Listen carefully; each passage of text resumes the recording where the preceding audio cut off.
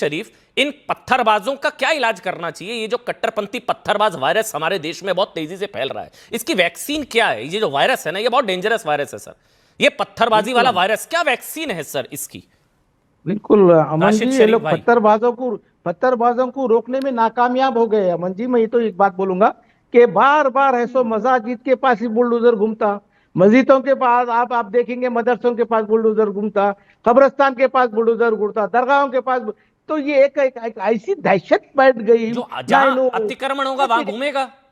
नहीं कैसे सर, हमारे ही मस्जिदों के पास ही है सर। तो क्या अब नहीं अच्छा है? सवाल करे थे, तो क्या अब नहीं अच्छा है? सवाल करे थे अमन जी। वो तो क्या नहीं है? पहले से जो सवाल करे थे आप, बहुत अच्छा। खाली मस्जिदों के पास ही क्यों बुलडोजर? क्या मंदिरा नहीं है? क्या दूसरे तो आप जाइए ना, नहीं है? अरे आप जाइए, याचिका दाखिल कीजिए। ये सिरोही जी ने की, आप भी जाइए, याचिका दाखिल कीजिए, मिलेगा। अभी झंडे वालान के पास, अभी सुबुई ने बताया, झंडे वालान के पास पार्किंग में अतिक्रमण था, हटाया गया। कौन सा हिंदू पत्थर लेकर उतरा? झंडे वालान, दिल्ली झंडे वालान, हटाया गया सर। ये झंडे वालान मंदिर के पास हटाया गया। 11 साल से चल रहा है ये पत्थरबाजों का किस्सा। क्यों रोक नहीं सकी हुकूमत अभी तक? क्या तकलीफ है? पूछी क्यों नहीं उनसे? क्यों बुलडोजर बार बार डराने को लेके जा रहे हैं आप? क्या करना चाहिए? इनकी नागरिकता खत्म कर दें, क्या करना चाहिए? क्या करना चाहिए? अरे गोली मार दीजिए सर, अमन जी, गोली मार दीजिए प्लीज प्लीज। ये बस कर दीजिए मुसलमानों को पत्थरबाज बताना। अरे गोली मारिए, मैं धर्म ही आपको नहीं बता होता रहा भाई, ये आप मुसलमान क्यों घसीट रहे हैं? ये गलत है। पत्थरबाजों का कोई धर्म नहीं होता, धर्म मत बताइए। बस कर दीजिए ये पत्थरबाजों का किस्सा। आप पत्थरबाजों का धर्म बता रहे हैं यहाँ पर बैठकर।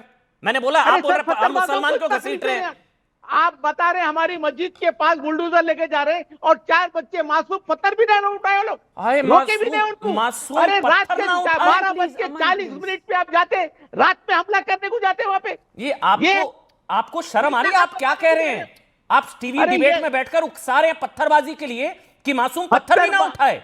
ये मासूम नजर आ रहे हैं। अरे ये मासूम नजर आ रहे हैं। अच्छा, दोबारा जाएंगे, दोबारा पत्थरबाजी करेंगे। विनोद बंसल, आपके पास शरीफ और काम विनोद बंसल, आदिल भाई आ रहा हूं। विनोद बंसल, एक कमेंट जल्दी से। विनोद बंसल।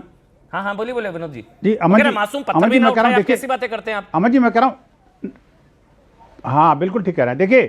देखिए नाम इनका शरीफ है और काम इनका कितना दंगाई है। आप सोचिए कितने जबरदस्त स्टेटमेंट आपके नेशनल टीवी चैनल पे बोला है इन्होंने। और आप देखिए कि मैं एक बात कहना चाहता हूं आपको, जिस झंडे वाला देवी मंदिर की बात कर रहे हैं ना, उस झंडे वाला देवी मंदिर के ऊपर हिंदू परिषद कार्यालय है, उसके बगल में संघ का मुख्यालय है, और उसके बावजूद भी वहां के वो जो अवैध निर्माण को हटा दिया जाता है। लेकिन किसी ने भी कोई चूं तक किया क्या? हमने तो पत्थर नहीं चलाए, हमने तलवार नहीं चलाई, हमने भाले लेकर के और वो छोटा लेके नहीं आए हम किसी को मारने के लिए। लेकिन इन्होंने भारत का कोई हिस्सा नहीं छोड़ा जहां पर कि दंगा न किया हो। दंगा नहीं, मैं कहूंगा सुनियोजित हिंसा न की हो। एक तो इस शब्द को दंगा शब्द प्रयोग न करें, क्योंकि ये जो करते हैं एक तरफा सुनियोजित तरह प्राणघातक हमला करते हैं हिंदुओं पर। जिस 53 लोगों की मौत की बात जो अभी आम आदमी पार्टी के जो नेता कर रहे थे, मैं कहना चाहता हूं आखिरकार उसमें किसका हाथ था? आखिरकार उसको बचाने वाला कौन था? आखिरकार वो जो इनका जो निगम पार्षद था, उसको किस तरह से उनके छत पर गिलोल और पेट्रोल बम जाने क्या क्या मिला था। लेकिन इनको शर्म नहीं आई इसे बोलने में। और अभी आप देखिए, कार्रवाई करिए ना, आप लोग रोक ही नहीं पाते हैं। ये सारे कामयाब हो जाते हैं। ये ये हाँ आदिल भाई आ रहा हूँ, ये सब इकट्ठा कर लेते हैं, कार्रवाई करते हैं तो ये शरीफ जो है आतंकवादी बन जाते हैं। अरे तो इनको क्या फर्क पड़ रहा है? कार्रवाई करते हैं तो शरीफ आतंकवादी बन जाते हैं। तो इनकी क्यों सुन रहे हैं आप? कार्रवाई करिए ना। ये पत्थरबाज जो वायरस है, इसकी अब होगा ना, अब होगा ये पत्थरबाज की ट्रेनिंग कहीं इनके मजहबी केंद्र से लेके आते हैं और भारत में उसको एक्सरसाइज करते हैं। अब नहीं होगा। वो तो कह रहे हैं भारत के अंदर इस तरह का कोई भी मजहबी उन्माद शरीफ भाई कह रहे हैं करिए। उन पर कार्रवाई किसने रोका है आपको? इनसे पूछ के करते हैं, करिए। वो तो कह रहे हैं हो रहा है, अगर वो खुद इसमें शामिल होंगे तो उन पर भी करिए। तभी तो भड़काने की बात कर रहे हैं ये। अरे भाई हम कर रहे हैं तभी तो ये भड़काने की बात कर रहे हैं। ठीक है, मैं कहना चाहता हूँ, देखिए अमन जी आपने स्टार्टिंग रिमार्क बोला कि 0.1 एकड़ जमीन थी और 4000 एकड़ बना ली उन्होंने। क्यों भाई? पूरे भारत भूमि पर एक कब्जा जमाने की कोशिश हो रही है। इसको लैंड जिहाद कहते हैं। इसमें तो लैंड जिहाद के माध्यम से पूरी राजधानी को कब्जा करने की पूरी तरह से इसमें तो अगर मैं गलत नहीं हूं आदिल हसन, अब नहीं होगा ये। इसमें सारी पार्टीज को सुना गया, मैनेजिंग कमेटी को सुना गया, वक्फ को सुना गया, लिखित रूप से सबके जवाब भी दर्ज हैं। आदिल भाई, सबको सुना गया प्रॉपरली, 3 महीने का टाइम, सब कुछ है साहब। जी हाँ प्लीज बोलिए आप। नहीं ना अमन साहेब, अमन साहब, वक्फ बोर्ड को वक्फ ट्रिब्यूनल में जाना चाहिए था। जो सर्वे हुई उसमें वक्फ बोर्ड के लोग नहीं थे। वक्फ का जो एएसजी था वो बैठा हुआ था। 12 नवंबर को कोर्ट में जजमेंट आया, उसने अपोज नहीं किया। 3 महीना के अंदर तुरंत इसको सुप्रीम कोर्ट जाना चाहिए था। उस कमेटी और वक्फ के जो वकील है वो नहीं गए। और अभी और मैं एक बात बता दूं, अमन साहब मुझे बोलने दीजिए। विनोद बंसल एक एक करके बोलेंगे, सिरोही बोलेंगे, उसके बाद एक एक देख लीजिए, देख लीजिए, देख लीजिए अमन साहब, एक एक करके आप बोलिए। आदिल हसन, हाँ बोलिए आदिल हसन। अमन साहब, हाँ बोलिए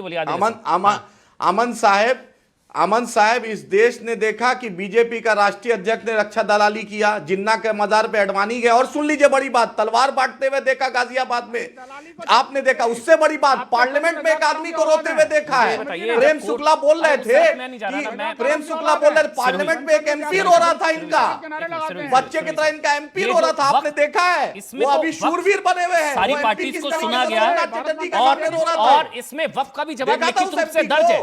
कोर्ट में याचिका दाखिल की गई। 12 तारीख को सुनवाई, 3 महीने का टाइम दिया गया। सिरोही के सामने प्रीत सिरोही डिवीजन बेंच के ऑर्डर में आप देख लीजिए, वक्फ के एडवोकेट की अटेंडेंस मार्क्स है। यस, सबको सुना गया। मैनेजिंग कमेटी को, वक्फ बोर्ड को एमसीडी ने हियरिंग पे सुना। दोनों ने वहां लिखित सबमिशन दिया और उनके दोनों के लिखित सबमिशन में भी देख लीजिए आप। और सबका अलग अलग झूठ है। वक्फ बोर्ड कह रहा है वहां कोई बारात घर नहीं है, बारात, और जबकि बारात घर के बाद मस्जिद कमेटी ने बोर्ड लगाया कि यहां होने वाली सभी शादियां स्थगित कर दी गई हैं, आप कोई नई जगह ढूंढ लीजिए। और ये शरीफ के मासूमों की मैं बता देता हूं, ईस्ट दिल्ली में, नॉर्थ ईस्ट दिल्ली में जहां नॉर्थ ईस्ट का दंगा हुआ, वहां नाले के अंदर एक मजार बनी। उस मजार को 400 साल पुराना बताया गया।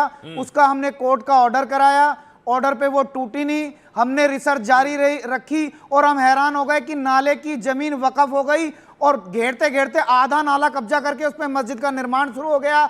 और जब मीडिया ने उस मुद्दे को उठाना शुरू किया तो उसके रहनुमा कहने लगे अगर कोर्ट का आदेश है तो हम इसे हटा लेंगे। एक एक करके आराम से। अरे कौन नकारा को कोर्ट के ऑर्डर पर कार्रवाई हो रही है, कोर्ट के ऑर्डर पर कार्रवाई हो रही है।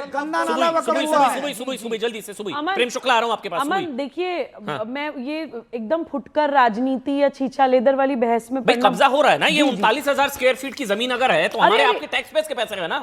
ये जो प्रीत सिरोही कर रहे हैं वो तो हमारे आपके टैक्स पेस का पैसा है। 39,000 स्क्वायर फीट मजाक है क्या? ये इससे बड़ा जो एक्चुअली इंटरनेशनल कॉन्स्पिरेसी है, इसको हम समझने की कोशिश नहीं कर रहे हैं, इसको हम देख नहीं पा रहे हैं।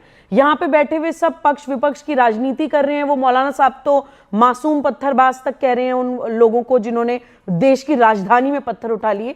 मेरा मेन मुद्दा ये है कि जो पत्थरबाजी वाला पैटर्न कश्मीर में आज तक होता था, आतंकवाद की जड़ें मजबूत की गई पत्थरबाजों के हाथ में पत्थर दे देकर, और मुसलमान बच्चे को जो है टेरर के सामने खड़ा कर दिया गया एक दीवार की तरह। सेम वही मॉड्यूल और सेम वही पैटर्न अगर देश की राजधानी दिल्ली में अप्लाई हो रहा है और सफल हो रहा है, तो ये कितने बड़े टाइम बॉम्ब के ऊपर हम बैठे हैं, कितना बड़ा रिस्क है, इसको हमें सोचना पड़ेगा। और आप सीक्वेंस ऑफ इवेंट्स भी देख लीजिए। अभी मैं बहुत पीछे मत जाइए, आप पिछले 1-1.5 महीने की इवेंट्स देख लीजिए कि कितनी आतंकवादी गतिविधियां